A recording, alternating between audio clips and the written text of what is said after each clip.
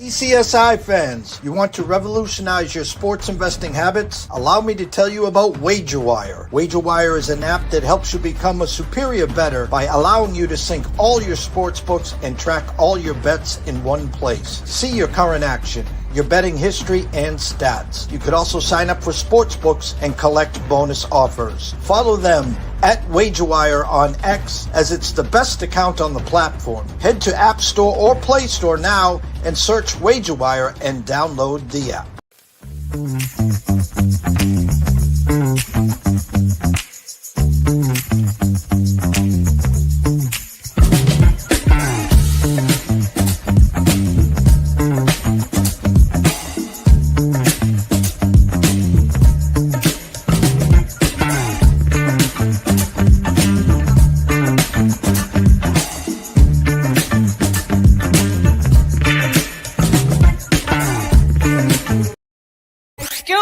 DJ. Hey, check this out. We got a great show coming your way.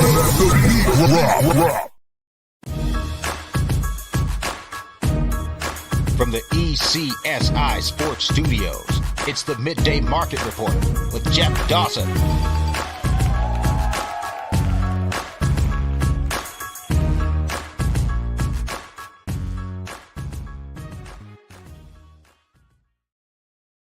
Good morning, sports fans from all around the globe. I am the host, excuse me, Jeff Dawson, East Coast Sports Investors, and it's that time of the week, Friday Midday Market Report with good friend and colleague, Mr. Nick Hathcoat. Go follow Nick, of course, on Twitter at Nick Hathcoat 413, and of course, inside Football Insiders, NCAA Insiders, you guys know what I'm trying to talk about. Been a long week here, and we're trying to muscle through Halloween, trick or treat. Happy Halloween, guys, as we got some backdrops, thanks to StreamYard here to bring in the festivities, of course. But first and foremost, a shout out to our proud sponsors and partnerships. It's WagerWire. Head on over to Google Play, download the app. It is free. Travis, Zach, Guy, myself, Amber, Holly, Carol, Bucks, Matthew, Alan, the list is endless. Come on board for the rest of 2025 and get ready for 2026. It will be epic. And of course, AtlantaSteaksAndSeafood.com. Steaks, seafood chops, seafood, appetizers, wines. Terry's got it all.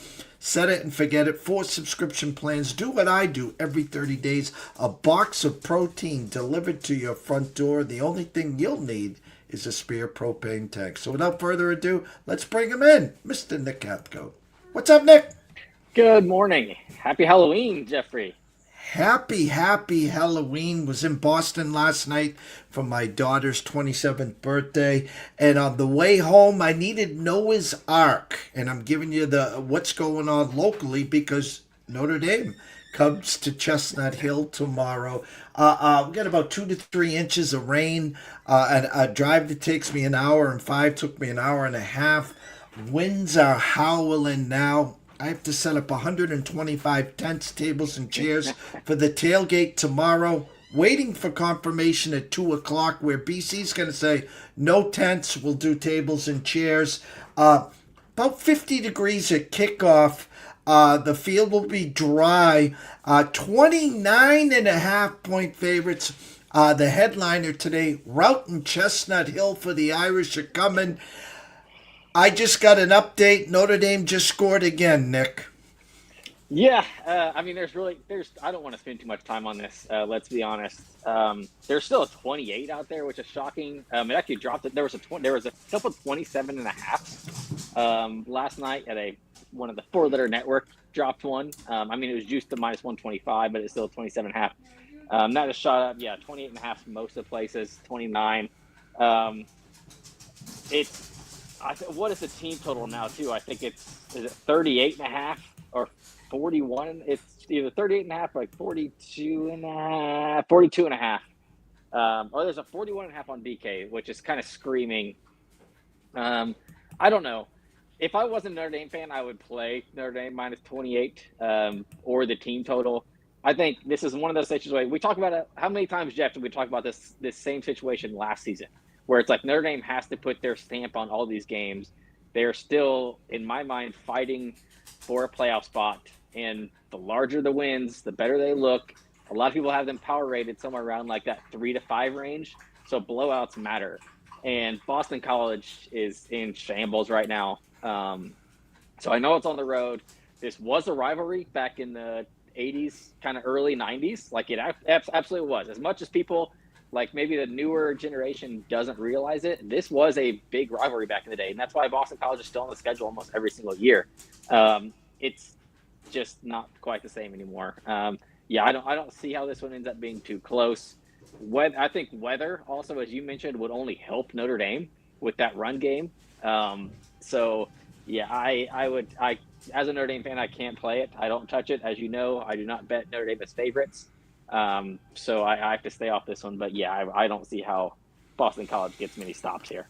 Well, I see the number going down. I remember the Florida State coming in, I think it was 2 years ago. We actually had canceled the setup because of a hurricane that veered to the right.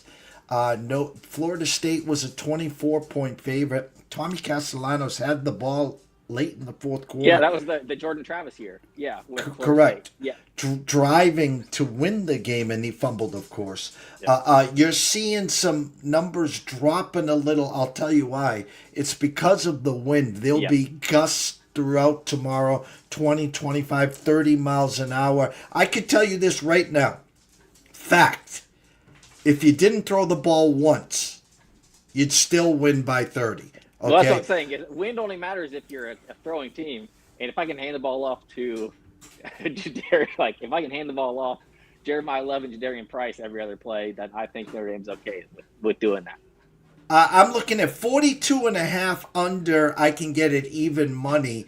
If there's any, and BC's at a 13.5 right there. That's a 55, 56. I don't see, first of all, BC scoring 14 points. So I'll be honest with that. My question to you, does Notre Dame take their foot off the gas and get stuck around that 37, 38 number would be my only concern. Yeah, see, that's the concern is, but I don't know. Marcus Freeman hasn't been the guy to do it. He wants to cover lines. He wants to cover team totals. He's shown that the last couple of years. And like I said, style points right now for Notre Dame still matter. As much as I know a lot of people are saying like Notre Dame's in as long as they don't lose, I think style points still matter. Like they still need a little bit of help from the outside. Like if certain things swing different ways where the SEC gets 5 or 6 teams. If like Michigan beats Ohio State, then that adds a 4th team to the Big Ten. If the ACC gets 2 instead of 1. So there's still like these different scenarios where there's going to be a little bit of fighting for their life in Notre Dame. So I think they want style points. And yeah, even if I don't know what we'll see for a lot of teams, taking their foot off the gas means just running the ball. And for Notre Dame, that is with their foot on the gas is running the ball. So that's where kind of the question is. I think they run it up here, and I do think it's ugly. I would probably lean, because you said I don't see how Boston College scores a lot. I would lean spread over team total, personally. The cream's starting to rise to the top. It's college football. We know anything can happen, like in the NFL any given Sunday. The same thing happens here in college. We've seen some separation. Ohio State, the assumption is tomorrow's November 1st. The offense will begin to start to cook with Crisco. We know what their defense is all about. In comes Indiana. And we've kind of now tucked them in that number 2 spot with a separation. I've had some sharps on here saying, on a neutral field, believe it or not, Ohio State's less than a field goal favorite, which I was like, you'll get a 90-10 Ohio State versus Indiana all day long if you were printing that 2.5 number. There's a game, there's a name, Diego Pavier. The biggest game of the year in Texas, 2.5 point underdogs. If they shocked the world, now this Vanderbilt, this Commander team, enters the equation, Nick. Yeah, and at this point, would it be shocking the world? Because I think Vanderbilt has finally established how good they are. I think a lot of people are putting past that like old narrative of, oh, this is Vanderbilt. Like eventually the Cinderella is going to die down. I think a lot of people have seen that in the last couple of weeks. This is not your normal Vanderbilt team. And take Diego out of the question. Their offensive line, defensive line is extremely great. Elijah Surratt as that tight end is going to be one of the top, probably either the one or two tight end taken in the draft this coming year. They got some players. And everybody's down on Texas. Like, Texas beat Mississippi State last weekend, but anybody who watched that game, that was disgusting. That they should not have won that game. Mississippi State should have won. And if Texas loses that game, what's the spread?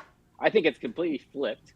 And then I think if Texas loses that game, I think Vandy is probably a 2.5 3-point favorite this week. Is Arch healthy? Is another question. He got his head slammed the turf on that first play of overtime. I know he's been kind of practicing. He's in stage 3, I believe, of that, like of what they do with their concussion protocols by the NCAA. People are expecting him to play. I'm not taking a side here because Texas's defense is so good against the run, and that's what Vandy relies on. I have 2 plays on this game, as you'll see in Nick's Nuggets in a minute. But, yeah, I split a unit between the first half under and the full game under. I wanted to split it because I could see something weird happening in the second half if one team gets forced to throw the ball, a turnover, something strange. I think the first half there's going to be a lot of feeling out, especially if Arch plays. With him not being with him coming off concussion protocol, can you rely on his legs? Will they let him use his legs a whole lot, or is it going to be all his throwing? Texas hasn't been able to run the ball all year. Trey Wisner's hasn't been great. So I see this being low scoring. So the unders on both sides, I think, is where you have to go. Got a lot of ways to go here. I'm going to try to keep this where we're not working overtime here for you. I have to be so impressed with big game Lane Kiffin. They leave their heart on the field in Georgia between the hedges. Had the game won after 3 quarters. Kirby says, hold my beer, in a dominant 4th quarter by Georgia. Then Ole Miss has to go to Oklahoma. So now you get the rumblings. Lane going to Florida. Is he not? He pulls the team together. Guys, let's keep focused here on this year. 5-point underdogs. I got the banana in the tailpipe, Nick. I had Oklahoma minus 4.5, but where I really got stung was their team total over 28.5. 26 after 3. They don't score again. Huge win for Ole Miss last week. Yeah, and also it has been in the tailpipe. But also, if you take away those 2 random explosive plays by Oklahoma, that third down rushing touchdown on the very first play of the possession in the 3rd quarter, and then that 2 broken tackles by I can't think of that receiver's name, but he's extremely explosive, like track guy receiver. If you take away those 2 explosives, Oklahoma's offense did not look very impressive. And this is the 3rd week in a row now that John Mateer is looking just not great. I don't think the thumb can't be the excuse anymore. We're now 3 weeks removed from thumb surgery. I think it's more of his decision making. And so I don't know. That just wasn't the same. And I warned you last week. I think I said this on the show, or I said it on one of the shows I was on. Everybody is extremely high on Oklahoma's defense, but like I said it, look at the quarterbacks the best quarterbacks they had faced was literally, it was Michigan, South Carolina. Arch Manning beat them. So I don't know where the quarterbacks come from or the offenses come from. And then Ole Miss rolls in, puts up a 34, 36 spot on them. So kind of to transfer to this week, I think Tennessee does the same thing. I think this Oklahoma defense is good, but I think it's overrated because of the offenses that they had faced in the first half of the season. John Mateer is not quite – I don't know if it's not quite himself or this offense just isn't great, but I'm going to – and I guess I'll just go over this now because I don't have it on my plays. I'm going to be playing Tennessee. This has come down, so I'm trying to wait on a 2. And people who aren't familiar now with how the college football kind of overtime rules and everything works, 2 has become more of that big number over 2.5 now because of the 2-point conversions in overtime. Where now, like it used to be, where it's like if you give a team a 2.5, that was your big number you roll. Now you actually do wait for the 2 because that 2 matters when it comes to pushes in overtime or anything, especially in a game you think is going to be close. So with this number dropping, I'm waiting on Tennessee to get to a 2. If it doesn't, I will still play the 2.5. So I'm on the Tennessee side there. And then I mentioned splitting units. I'm splitting units again in this one. I am taking the Tennessee team total over 28.5.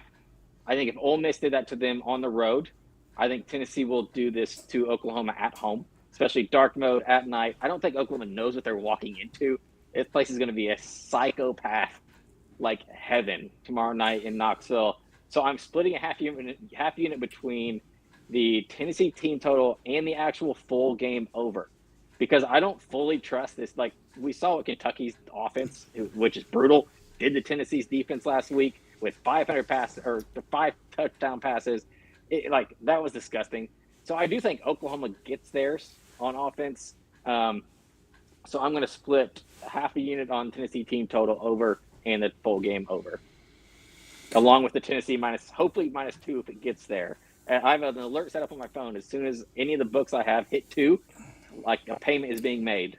So we're looking forward to that. Otherwise, I'll play the 2.5. Before we get to Nick's Nuggets, Nick, what'd you see last week overall for the landscape of the NCAA? Some upsets, some shockers, some duds, and where we're sitting right now as we get ready for the start of the quote-unquote official, Tuesday nights or Monday night playoffs settings.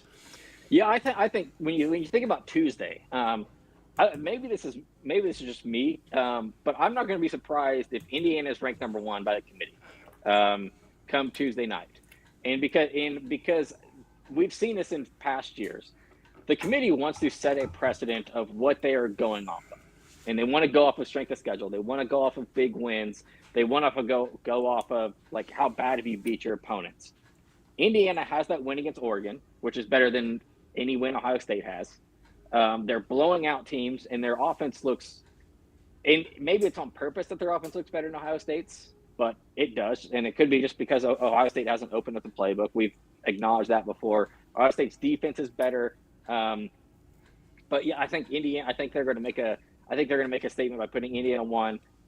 I'm also not going to be shocked if A&M is 2, because you look at it, look at A&M's resume right now compared to Ohio State's. Ohio State's best win, and Ohio State fans might hate this, but you have to take, and all of Ohio State fans and all the Big Ten arguments are, okay, well, this is a defending national champion. This is that's supposed to be completely disregarded when it comes to these playoff rankings. This is supposed to be who you are this season alone. So it's supposed to be from preseason rankings until week 10, which is now on. Ohio State's best win is Texas, who has turned out to not exactly be a barn burner, and you beat them 14-7. So hasn't been fantastic, hasn't been great.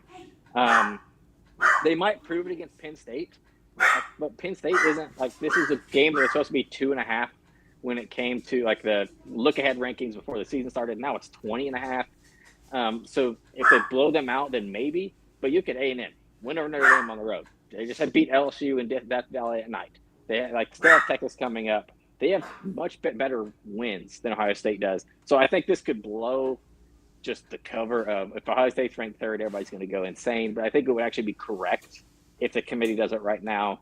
What I'm interested in is if they do that, and that's all based off of strength of schedule, strength of record, where does the committee put teams like Georgia Tech and BYU?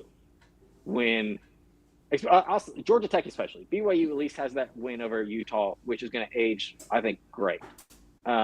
Georgia Tech's best win is, take your pick. Is it at Colorado or is it Wake Forest, who they beat in overtime? Those are the 2 best wins right now. Yes, they're undefeated, but play someone. And they don't, and we're not going to find out until they play Georgia the last week of the season. And then they're already, 11-0, playing Georgia. If they get blown out, they're still in the ACC championship game. So I'll be interested to see if the committee, because they did it last year, they contradicted themselves quite a bit, where it's oh no, we're looking at strength of schedule, and then it's oh, but this team hasn't lost to anybody bad. So it's going to be one of those weird things of, if they put Indiana and A&M up there because of their strength of schedule, then they cannot do the same for Georgia Tech and BYU and say, oh, well, they're this high because of their strength of schedule and because they haven't lost. There has to be some give and take there. Isn't it's the ACC, and we had the same problem last year. Miami, Yep. Syracuse, Miami, SMU, yeah. SMU. Miami wins at Syracuse, they're in, and they were double-digit favorites, and they just, I think they lost 42-40 or something. And here comes SMU. SMU gets in. Careful, yeah. We're having the same conversation again. This is also Florida. This is week 10, and Florida hasn't left the state of Florida yet. Or, yeah, Miami, I mean. Miami hasn't left the state of Florida. Isn't that wild? And now they started at 13.5-point favorite to start the week. Now it's down to 10.5. Somebody knows something. And look how they played last week against Stanford. That gets them beat. If they play like they did last week against Stanford against SMU, Jennings takes advantage and Miami loses. If Miami loses again, they're out. Like, just that, like, that is kind of plain and simple. And people are going to say, like, oh my God, like, and it's been most of the year, like, look how good their offense is and look how good their defense is. 10-2 Miami is out because they're not even making the ACC championship game at all. Like, they have no chance at that point because then they're still behind Georgia Tech, they're behind Virginia, they're behind Louisville. Then that also puts them behind SMU. So Miami's in a little, and Cristobal, once again, if Cristobal does it again, me personally as Notre Dame fan, all I can do is laugh. Well, let's bring it up. Knicks Nuggets this week. Let's see here. Navy team total over 27.5. Vandy, Texas first half under 23.5. Ohio State minus 20.5. Georgia Tech minus 5.5. USC minus 4.5. Nick. Yeah, like I said, so the Navy team total. I don't know if they win this game. So obviously they're undefeated. They're playing North Texas. I think this line is now 67.5 is the total, or it's something wild. 66.5 or 67.5. There's going to be points in this game. North Texas is actually leading the country in points per game. This offense is great as well. North Texas defense is 124th against the run. We saw that last Friday night with Charlotte. Charlotte was able to run all of them. Charlotte is not a good running team. So I don't know if Navy wins this game and stays undefeated, but I do know that they at least score. So to get this at 27.5, it is juiced to minus 130. I would still play the 28.5. I think a lot of the books have moved it to that, which even now is like minus 105. There's minus 110s out there at 28.5. I think that's still playable. The line is plus 6.5. I want to stay away from who wins this game, but I do think Navy, no matter what, is going to score. So I thought that was the play here. Mentioned Vandy, Texas, split a half a unit. We already talked about this. Split a half a unit between the first half under and the full game under. Ohio State minus 20.5. Jeff, how does Penn State score? Honestly, we're like I don't know if they're on their backup quarterback. They look like, I hate to say they quit because there's so much talent on the team. It's one of those situations like this feels like maybe it is their maybe this burns me because maybe there is enough pride in that locker room because of how good their athletes are where it says like, this is our Super Bowl now. We can't make the playoff. Let's try to ruin Ohio State's season. And maybe that is the one thing that gets Penn State up. I just don't know how they score enough. And this could be ugly. I wouldn't hate the under in this one as well because I could see this being something where Ohio State just wins it 30, 31-10. Just something gross where we barely cover. It's going to be disgusting, but I just don't see how Penn State scores enough to keep up with Ohio State here. Georgia Tech minus 5.5. I just mentioned this team. This is another team that needs style points. As much as people say, oh, they're undefeated. If they win out, yeah, fine. But do we think they're going to beat Georgia? I personally don't. So I think this 5.5 is very disrespectful for a team against NC State that can't stop anyone. We just saw NC State against Wake last week not be able to score on offense, defense not be able to stop them.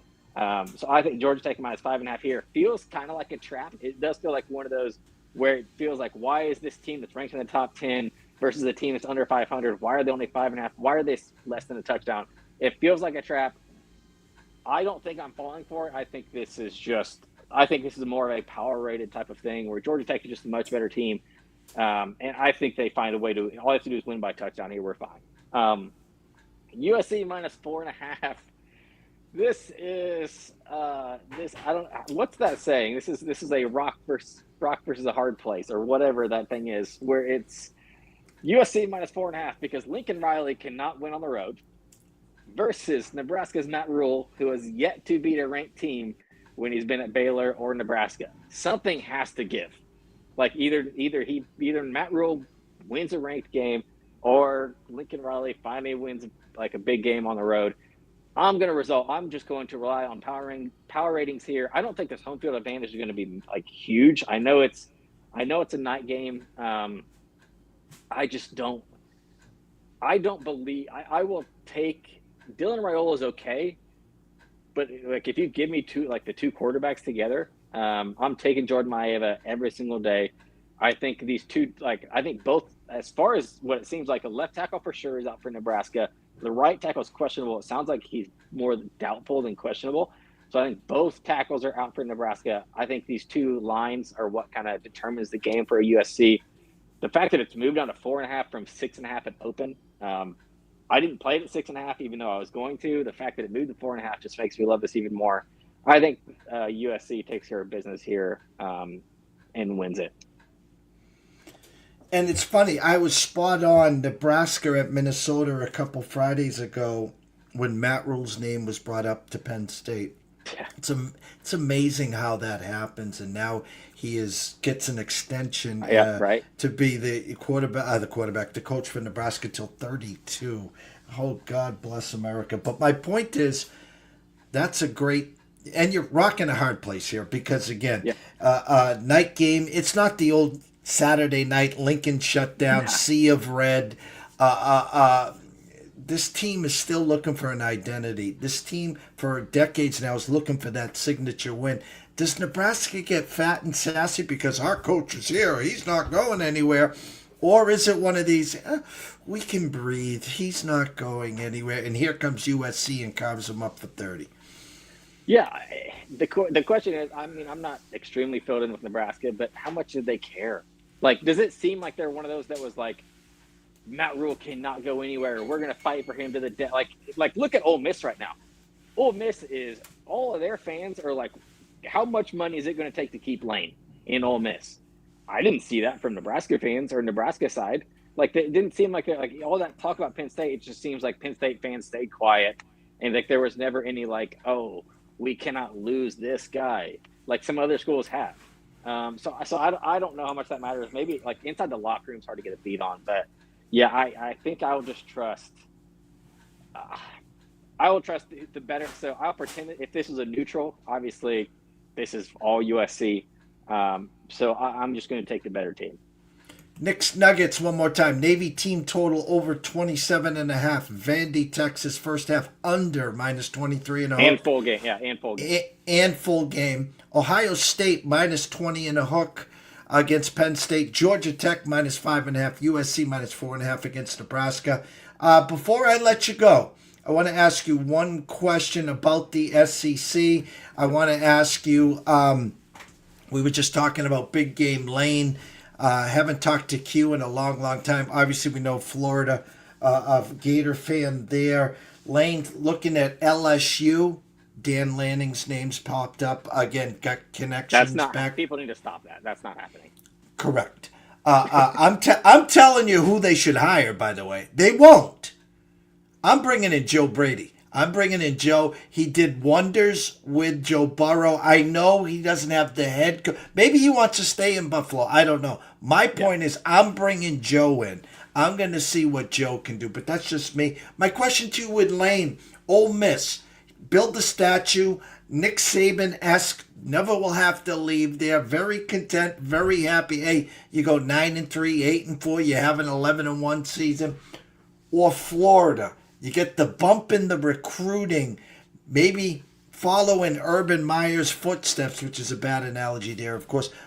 What's Nick's feeling on Big Game Lane? Is it a lateral move? Is it about the money? Or do you think there's actually an advantage if he goes to Florida or wants to go to Florida? I think so. I might be in a minority in this. I think he stays at Ole Miss. I think if you're Lane, you're kind of looking around, like his tie, he's back with his wife, who is a Florida alum. That is kind of that one tie. And And nowadays, in this, I feel like the culture is changing where it's like, oh my gosh, if you're a team in Florida, your recruiting base is so much better because you're in Florida. You're telling me Lane's staff and Lane haven't like kind of owned the state of Florida recently, and they can't get all the Georgia recruits they want, and like the amount of money that Ole Miss is giving him, they're basically giving like he has a blank check where it's like, here's some NIL money, again, just go spend it how you want. They're giving more money right now than Florida has. Now they might not have as much total when it comes to like what they would spend, but currently what they're spending, Ole Miss is ahead. And then if he looks at the LSU job, he sees you better win a championship in 3 years or you're out. Like, as much as me being a Notre Dame fan, as much as I hate Brian Kelly, if he was in almost any other job, he would still have it because he was what 42-12. I think 13, it was his record. I think 13, or yeah, I guess last week was his 13th loss. Yeah, A&M. He was 19-2 during night games. People would freaking love that in their school. So if you're Lane, you like you said, build a statue at Ole Miss. They are literally have a blank check. They are letting you do whatever you want when it comes to recruiting, coaches you hire. Nobody's in your ear like telling you what to do, like they would be at LSU, like they would be at Florida. I think he's in such a good spot. If I'm him, I don't leave. You mentioned Joe Brady for LSU. I don't hate it because I mentioned him. I think it was 2 weeks ago. I mentioned Joe Brady would be a good spot for Penn State. It sounds like he wants to be an NFL head coach. Kind of from the reports that have come out in the last like week or two since his name was mentioned with Penn State. And I think he's close to getting that. Now, it could be one where it's Saban-ish, where he gets an NFL head coaching job. If it doesn't pan out, then he comes back to college. I could see that. I think another name that needs to be mentioned with LSU or Florida, and this is aging like fine milk after last night, but Summerall needs to be a coach in the SEC. In the SEC, the way he coaches, the way he recruits. The thing is, especially now, no AD at LSU. Their governor's trying to hire somebody. I don't think he has a clue what's going on. And then the funny thing, please tell me you heard that interview where somebody asked, where he said like, oh yeah, we put a committee together that's going to do the hiring of a head coach. And then somebody interviewed the so-called head of the committee, and the guy goes, oh, that's news to me. I hadn't heard that. And it's like, bro, what is happening down there? So I'm not sure any coach who really wants to go to that mess. Scott Strickland has his own issues at Florida. So I don't know. So back to your question, if I'm Lane, I stay put. I think Florida keeps going back and forth between defensive guy, offensive guy. I think this wouldn't be a shock to anyone if they get Golish from USF. I think that's probably the move, just because he has SEC ties with the years at Tennessee. He's been in Florida the last couple of years now at USF. Obviously, they're good. Probably and I know they just got beat by Memphis, but I think that's a great and cultural fit as well at Florida, where it's like, and I'm sick of people saying, and this is like, maybe it's just me being on Twitter too much or listening to too many podcasts, where it's like, oh, LSU and Florida, they need to hire a big name. Do they? Like, how about they just hire the best coach available? Like, you look at like this, like Notre Dame, Marcus Freeman was not a big name. Tennessee, Josh Heupel was not a big name. You look at like some Dabo Sweeney at Clemson, like his faults now. He was not a big name before he took over at Clemson. Like Ryan Day, not a huge name before he took over Ohio State. Dan Lanning is the bottom of the list. Dan Lanning was getting hired by nobody until Oregon like paid a bunch to get him as a head coach. So it's like, stop caring about the name and care more about who the best coach and best fit is. Well, I'll segue. Last question. And you poo-pooed Dan Lanning, and the hard part with Dan is, again, talk about statue, blank check, and, oh, by the way, who wants to leave Phil Knight and Nike money? Well, that's a top. And people from the SEC country where I'm at don't like to hear this. Oregon's a top 2 or 3 job in the country because of that Phil Knight money, because of the Big Ten now. They control everything they want to control. Like it is literally Ohio State, Oregon, and probably Texas are the top 3 jobs in the entire country.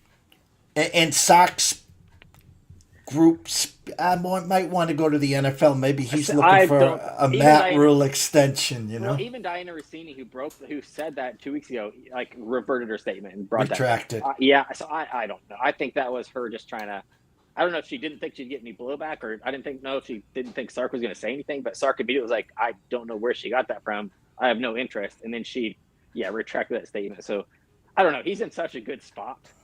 Why would you, I don't know why he would leave.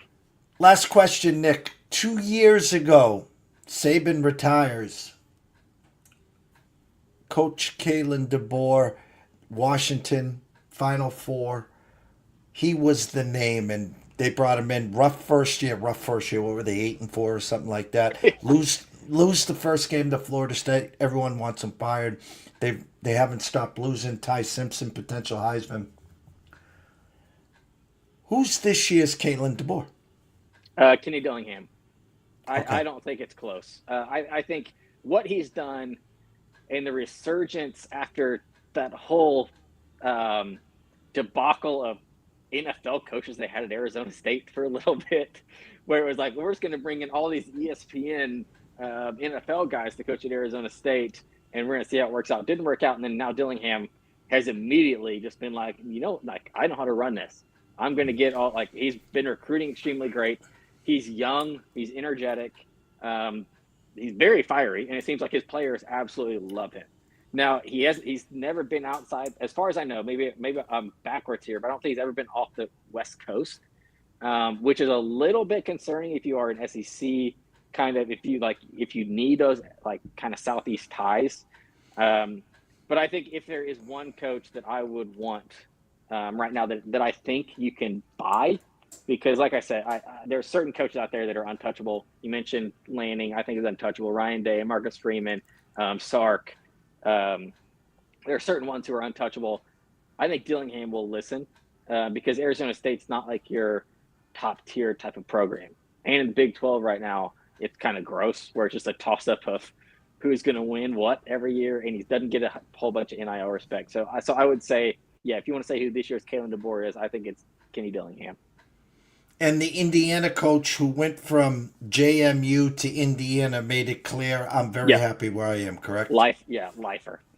Yeah, he's just spot on. It seems like doesn't it seem like such a great fit where it's like, no matter what happens, like Indiana football is an underdog. Not even the least winningest. That's a bad way. That's a too nice a way to put it. They were the losingest program in the country since 1900 until now. Like that, and that's like saying something. And now, like with this attitude where he always feels like the underdog, and if you've seen the stuff where he's saying, like where he said against UCLA, he's like, oh well, they're 3-0 since they fired. Like this is one of the best teams in the country since they fired their coach, and just beat the living crap out of him. And now this week they're playing at Maryland, and they're just like, oh, this like freshman quarterback, he's 6'4", 220, awesome, maybe the best special teams in the Big Ten, maybe the best kicker and punter in the Big Ten, and he's just raising all these stakes. It's like this guy lives for the underdog story. So it's like, he is just made for IU football. It's such a great fit culturally. Go to X and Hathcoat 413 Insiders FB. We always wrap up this segment. Tell them where they can find all your work, Nick. Yeah, like you said, in Hathcoat 413 Insiders FB is where I post all four of our plays from our NCAA Insiders. So me, Matt, who you had on the show yesterday, Q and Smitty as well. Probably in a couple hours, I'm going to post for free like all the plays that all four of us have so far leading up to tomorrow. And then later tonight, I will post kind of our final cards because I will be tailgating at the Tennessee game early tomorrow morning for Oklahoma, Tennessee. So I'm going to get all my work done hopefully tonight. But yeah. And then I guess one baseball shout out. Do you have any plays for tonight? I have it's I went back pre-flop when the tournament started. We had Seattle beating the Dodgers plus 1950. We had Dodgers beating Seattle plus 1350. We had Seattle to win the AL. Truth be told, I had Dodgers in 6. I had this World Series ending in Halloween. It never gets to November 1st, it seems. Obviously, that's out, but I do have this in the pocket.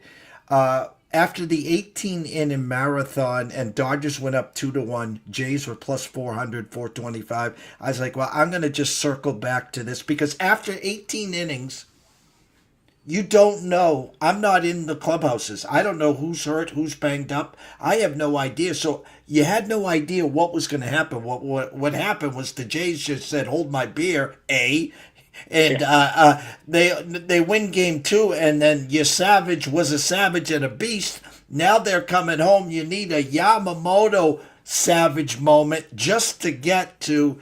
So here's what I will say. I will leave to you this one. How did Toronto beat Snell in Game 5? How did they take the crowd out? First pitch, homer. Vladdy, homer. They put up a crooked number. So my one play to everyone watching and listening, and I don't do this. This will be my first one of the year. I'm going, yes, Yurfie. There will be runs scored in the first inning. Okay, fair enough. I avoid both of those. I avoid your fees, no fees. Like no matter like they're the plague, especially playoff time. Like that is such the rain of stuff. Blake Snell has been so good. What do you know, Schneider? All of a sudden, just deep. It's like what? So no thanks on that. The one I did play tonight. So like my futures, we discussed it. Dodgers -1.5 games, obviously out the window. I'm gonna hit Vladdy. Vladdy 4 RBIs in the World Series. That actually already hit, -120. Tommy Edman to get 5 hits. That's going to hit as long as he gets hopefully 1 hit tonight or tomorrow if it goes to Game 7. But I actually played Yamamoto under 5.5 hits tonight. Got it at -133, so it is a bit juiced on DraftKings. I think there's one of two ways this goes under 5.5 hits.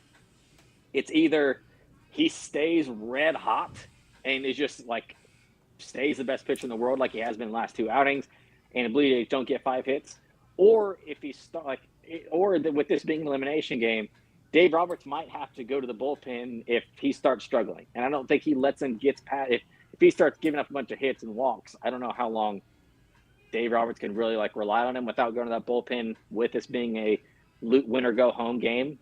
So I think that under 5.5, I don't know how they let him get to 5 hits or 6 hits or more before either pulling him or he dominates. I can't wait. Hopefully there's a Game 7. That will be awesome. But for the Jays, I've added the respect. Not that I didn't respect the Jays, but they were hosting Seattle at home. Lost the first 2 games, were plus a bazillion. And next thing you know, they make it back to Toronto. Still down 3-2. Find a way.